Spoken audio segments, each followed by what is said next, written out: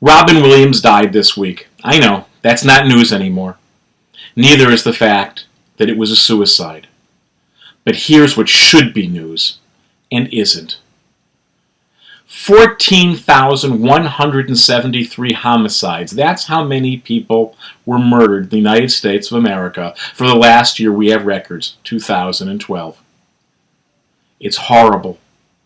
And we know it, and we talk about it, and we talk about the fact that over 11,000 of those homicides were death by gun. We have a gun violence problem in this country.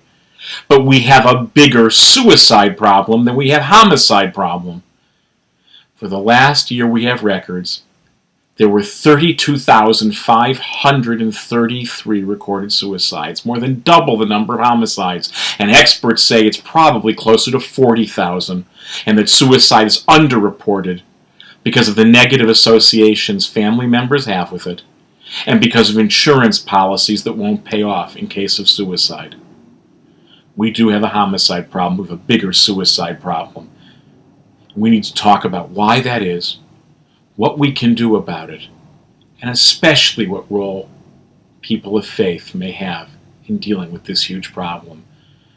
So the first thing is we talk about homicide more than suicide because most of us love to know there's a bad guy out there. And if we just get rid of the bad guy, all will be well. So we'll find the murderers and the homicide problem will go away. Well, who's the bad guy in a suicide? Who do you blame when you know it's mental illness? And of course, that's the element of shame that's connected to suicide. We're not ashamed of having cancer. We're not ashamed of having ALS or any other devastating disease. But there's still a lot of shame associated with emotional illness, with severe depression, with the things that lead to suicide. And we've got to break that cycle of shame. I know all too well as a member of my family, an otherwise beautiful, wonderful, successful member of my family took his own life this year. And how painful it is that there's no one to blame, that there is no bad guy. And the shame felt by certain members of my own family that someone took their own life. And we've got to talk about that. We've got to get beyond that.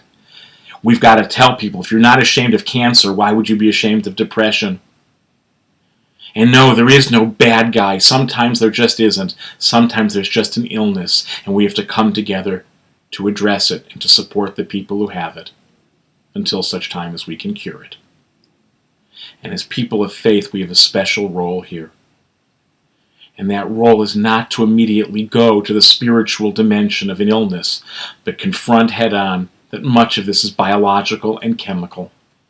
And the spiritual tools we need are not to fix someone's mental illness, but to look inside and ask where we can be strong for them and with them, where we can support them, where we can over, I hope, the coming year, if not get rid of suicide, I know we won't, at least talk about it as much as we do homicide. And as strange as this is to say, at least get the suicide numbers to be down to where the homicide numbers are. As painful and awful as that sounds, it would be a quantum leap forward.